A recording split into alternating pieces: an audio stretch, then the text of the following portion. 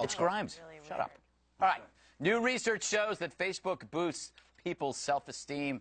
In other news, kittens are adorable, and Dana has a dog. Researchers believe that Facebook is meaningful activity that supplies a sense of well-being at a relatively deep level, especially after you've screwed up. See, Facebook acts like a warm hug, saying, there. I say boo.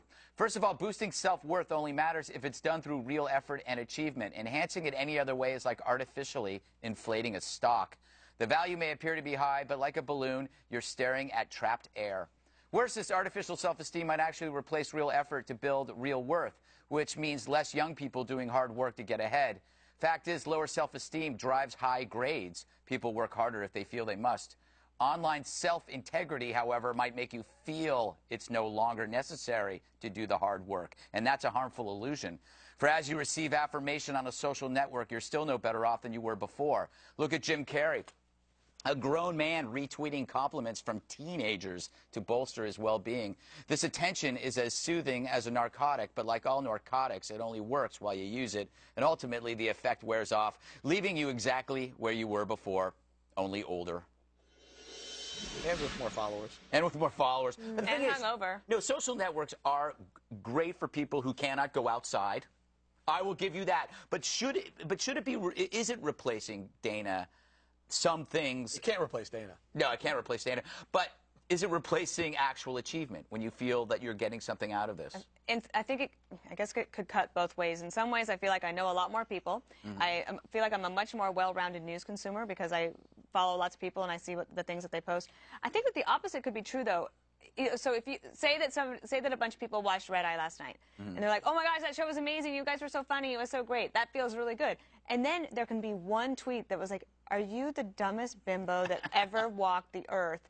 And Sorry then about that one, like that one, can hurt more than all. So like it takes 20 good ones to take, to mask the one bad one that you walk around with all day. I think a guy came up with an equation. You need 12 positives for one negative. Bob, what about you? You've had quite an experience on social media. Yeah, I have. First of all, that was singularly one of your best monologues, and I understood it.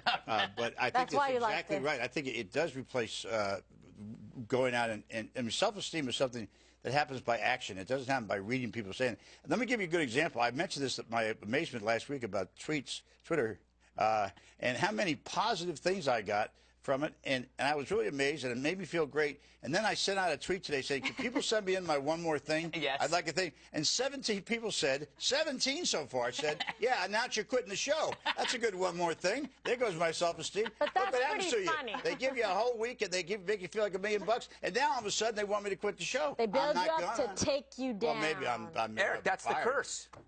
You're relying on this amorphous cloud of people you don't. Are you relying on it, though? Or I think isn't it like any other addiction or any other abuse where if you handle it properly, it's not going to take you down. Yeah. It's like alcohol. It's like drugs. It's like sexual It addiction. doesn't bother me at all. If you can do it, if you can handle your social media, if you can go on there, post stuff, and take the criticism, and it doesn't kill you or make you go do other things or whatever, I think it's a great tool for A, learning, and B, disseminating I like and the getting news the aspect of it, though. Do one thing quickly on that one. When you said that, I got to correct you, old buddy. That may be true. You could do that, but alcohol and drugs and addiction you can't handle it. Impossible. It'll kill you.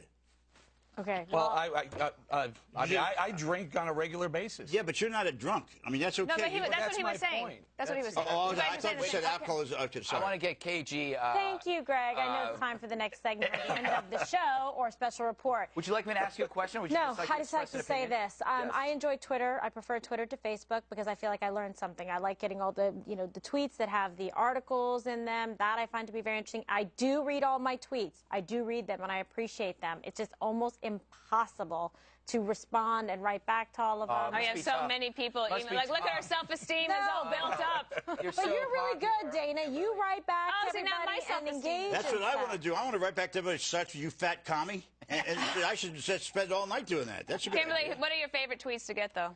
The pictures, right? Well, there are some of those, but then they get blocked or detained or electrocuted. Your Hey, ex-husband Clue, treat you? the right answer is Jasper Pictures. Yes, at Jasper Marino. You know the irony? Most of the responses on Twitter for you are because of Jasper, and he can't even enjoy it because he can't read. Can we please go to a break? Because I got to say we've come out. All right. Don't forget to like our Facebook page. No, don't do it. What a Don't tool. do it. Dislike.